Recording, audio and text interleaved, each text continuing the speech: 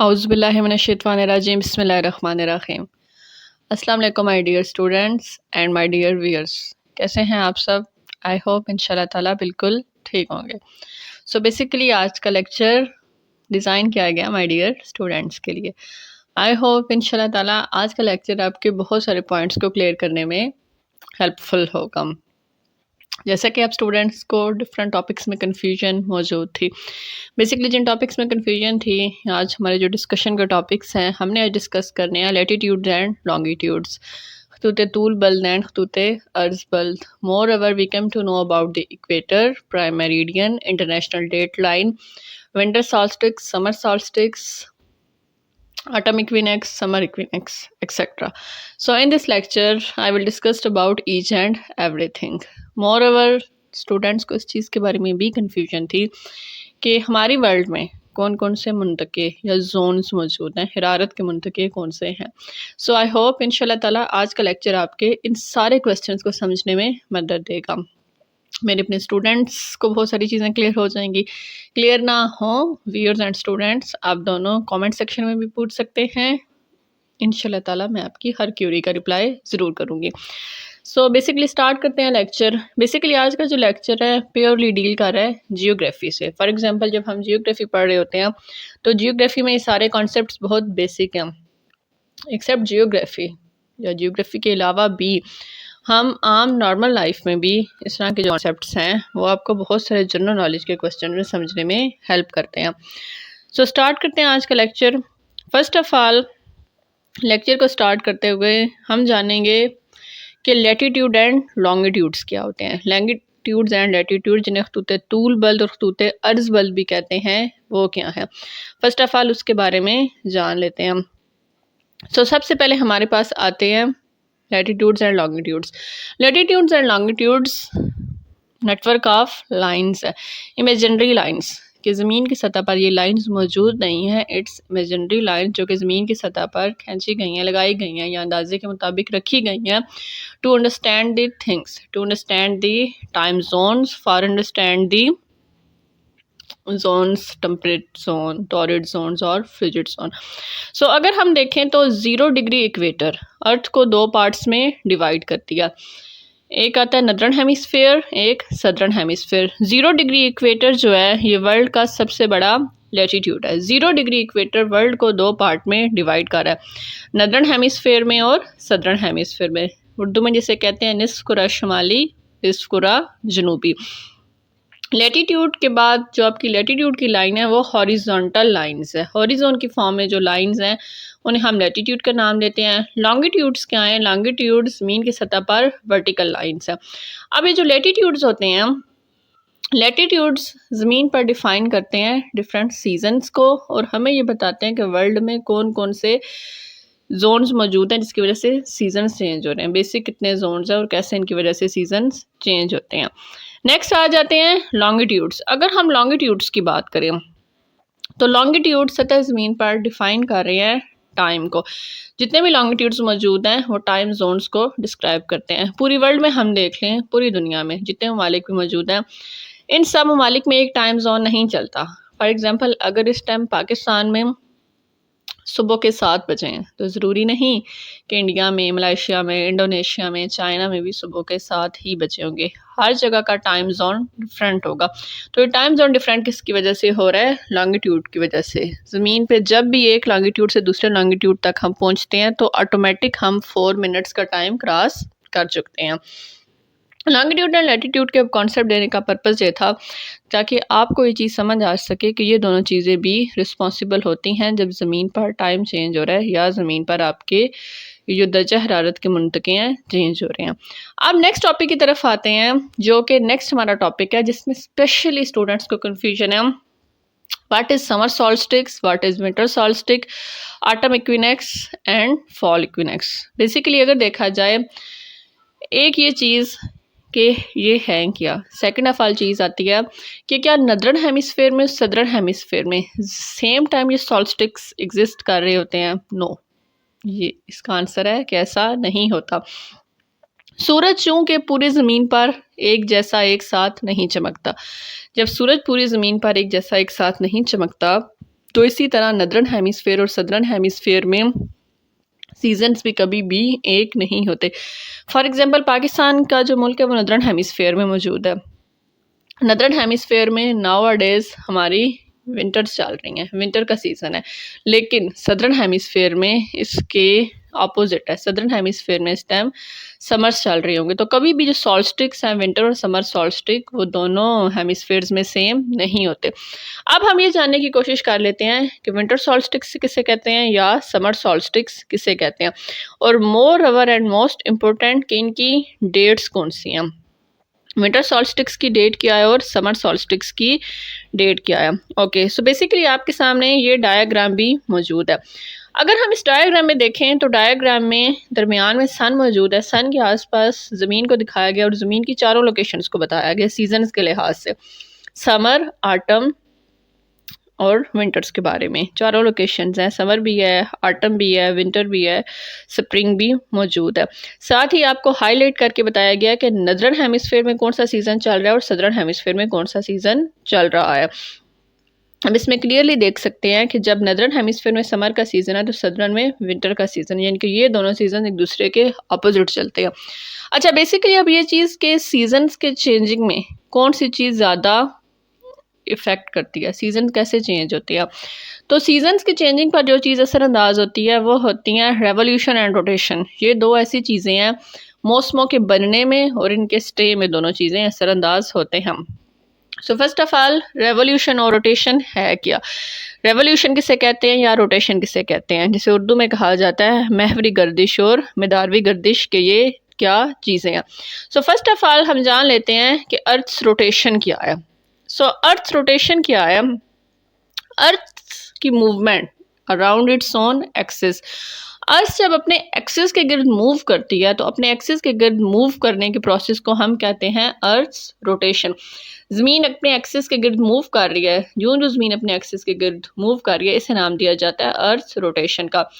ज़मीन पर जो आपको दिन और रात का तस्वर मिलता है, दिन और रात जो चेंज होते हैं वो अर्थ रोटेशन की वजह से चेंज होते हैं। ड्यूरिंग अर्थ रोटेशन ज़मीन का जो हिस्सा सूरज के सामने होता है वहाँ दिन है, अपोजिट साइड पे रात होती है। चूँकि अर्थ अपने एक्सिस पे मुसलसल रोटेट करती रहती है, दैट्स पे दिन और रात का कॉन्सेप्ट भी चलता रहता है। और अर्थ की जो रोटेशन है वो ऑलमोस्ट 24 आवर्स में अपने एक्सिस के गिर्द कंप्लीट हो जाती है। सेकेंड चीज़ आती है अर्थ की रेवोल्यूशन। अर्थ की रेवोल्यूशन क्या होती है। रेवोल्यूशन वो होती है कि जो अर्थ है वो जो सूरज के गिर्द रिवॉल्व कर रही है, सन के गिर्द अर्थ अपने मखसूस ऑर्बिट में रिवॉल्व कर रही है, जिसे नाम दिया जाता है रेवोल्यूशन का। रोटेशन आपको डिफरेंट डायग्राम्स के थ्रू भी बताई जा रही है, जिसमें क्लियरली मेंशन है कि अर्थ के एक्सिस कौन से हैं और अर्थ किस तरह अपने एक्सिस के गिर्द मूव कर रही है, जिसकी वजह से दिन और रात चेंज होते हैं। अच्छा, एक बात, अर्थ की मूवमेंट और सूरज के तुलू और गुरूब होने में आपको ये चीज़ याद रखनी होगी। ये तो यूनिवर्सल ट्रुथ है, यूनिवर्सल रियलिटी है। वी ऑल आर नो, सूरज मशरिक से निकलता है, मगरिब से गुरूब होता है। अर्थ रोटेशन इससे अपोजिट है। ज़मीन जो मूव कर रही है अपने एक्सिस के गिर्द वो वेस्ट टू ईस्ट मूव कर रही है, मगरिब से मशरिक की तरफ। सूरज मशरिक से निकल रहा है, मगरिब से गुरूब हो रहा है। ये तो एक ऐसी चीज़ है माय डियर स्टूडेंट, एक ऑथेंटिक चीज़ है जो कि हम भूल नहीं सकते। तो इसके अपोजिट हमने ये तैयार करना है कि ज़मीन अपने एक्सिस के गिर्द मगरिब से मशरिक घूम रही है, जिसकी वजह से दिन और रात पैदा होते हैं। बेसिकली जो दिन और रात पैदा हो रहे हैं, जो दिन और रात बन रहे हैं, वो आपकी इस मूवमेंट की वजह से बन रहे हैं कि जो कि ज़मीन अपने एक्सिस के गिर्द मूव करती है। अब रेवोल्यूशन में ये चीज़ है कि ज़मीन सूरज के गिर्द मूव कर रही है। ज़मीन सूरज के गिर्द अपना एक राउंड कंप्लीट करती है, जिससे रेवोल्यूशन का नाम दिया जाता है।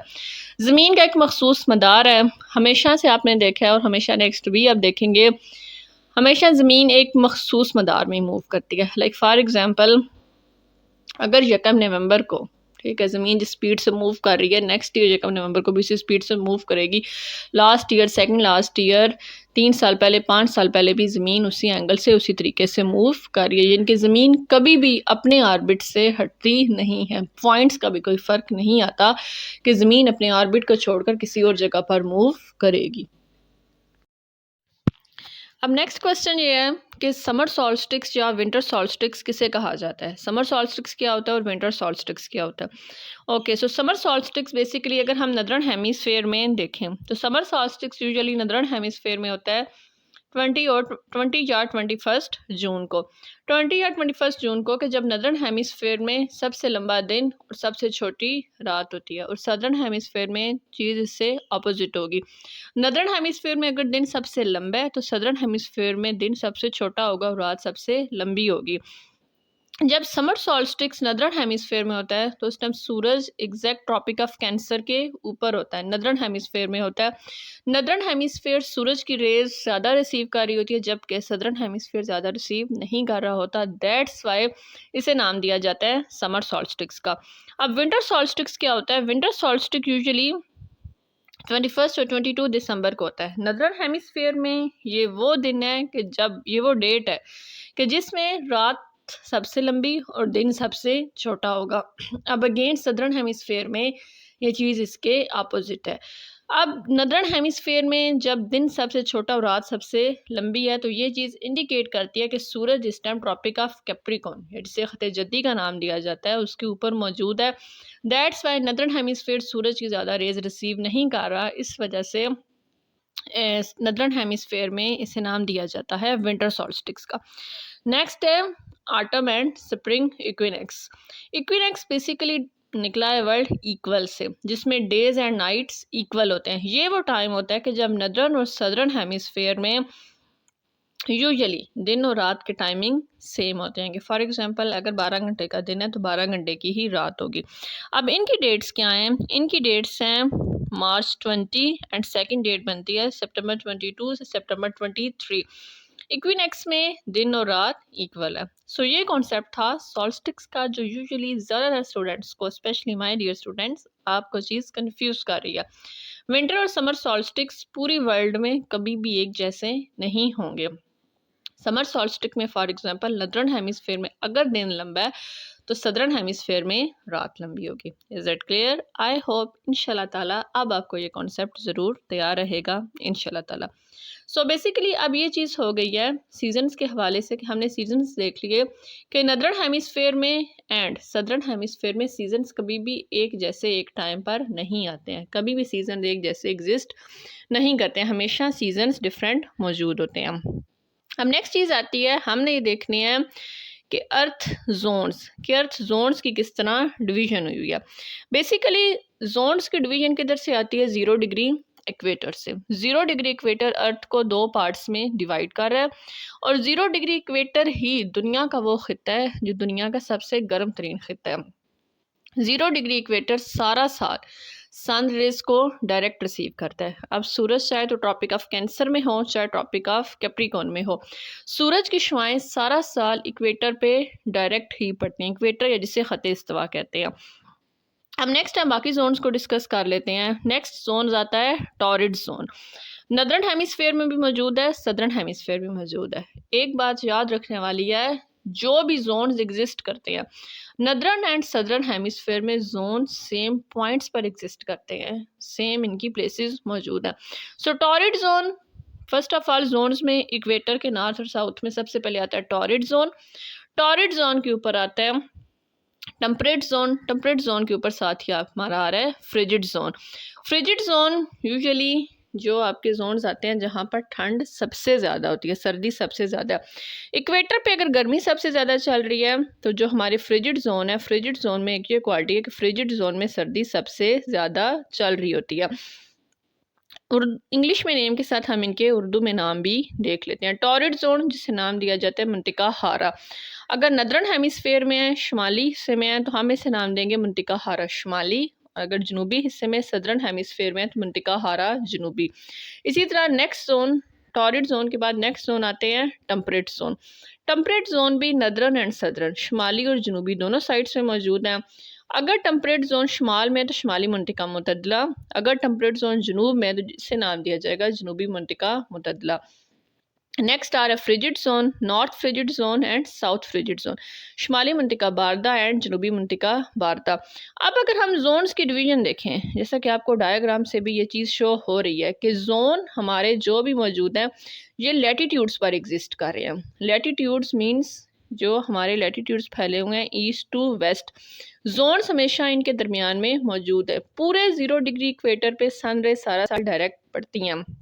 इसी तरह जूं इनसे दूर हटते जाएंगे, सूरज की चूंकि जो रेज़ होती हैं वो डायरेक्ट नहीं पड़ती, उनका जो सूरज की रेज़ का साइज़ है वो कम होना शुरू हो जाता है। दैट्स वाई इसी लिहाज से सर्दी और गर्मी में भी फ़र्क पड़ना शुरू हो जाता है।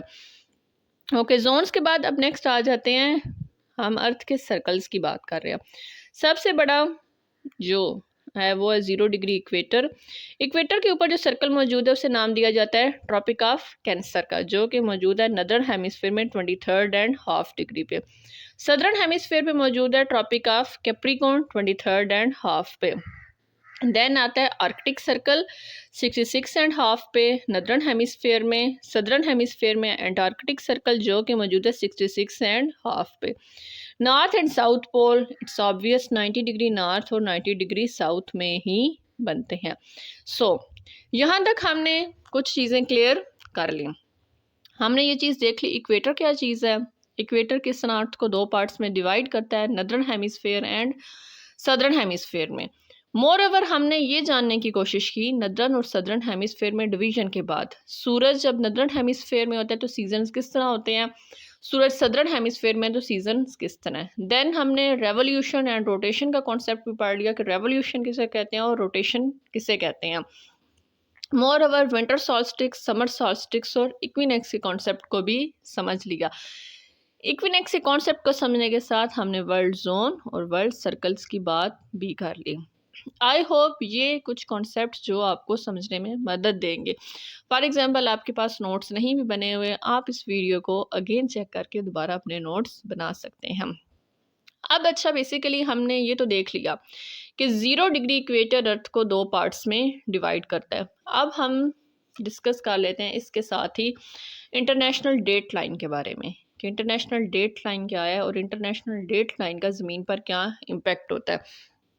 तो बेसिकली इंटरनेशनल डेट लाइन है क्या। अब डेट लाइन जैसे कि नाम से ज़ाहिर है कि जिसकी वजह से डेट चेंज हो रही होगी।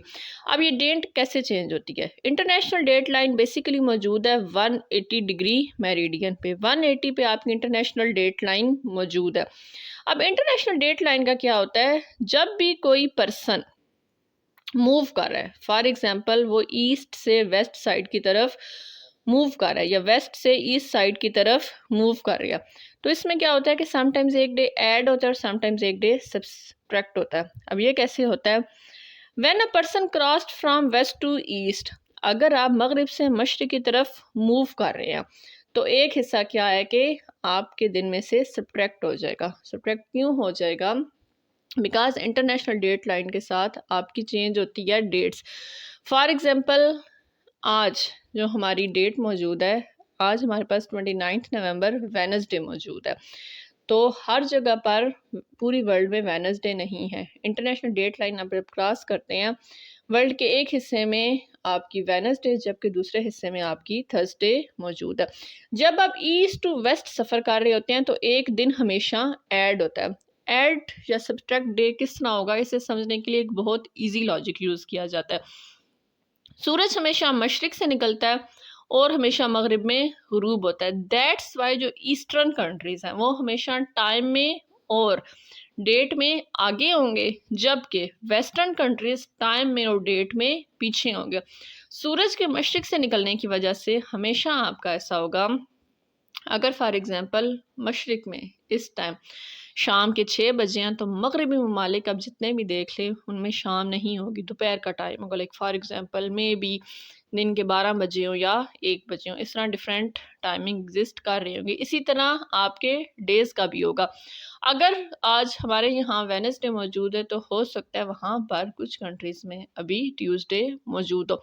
तो मशरकी ममालिक टाइम में और डेट में हमेशा आगे होंगे, जबकि मगरबी ममालिक जो वेस्टर्न जितना रीजन है, वेस्टर्न सारा रीजन हमसे टाइम और डेट में पीछे होगा। आई होप एक ये सिंपल सा लॉजिक सूरज निकलने और ग्रुप होने से आपको ज़्यादा बेटर समझ में आ जाएगा कि इंटरनेशनल डेट लाइन किस तरह चीज़ों को डिवाइड करती है।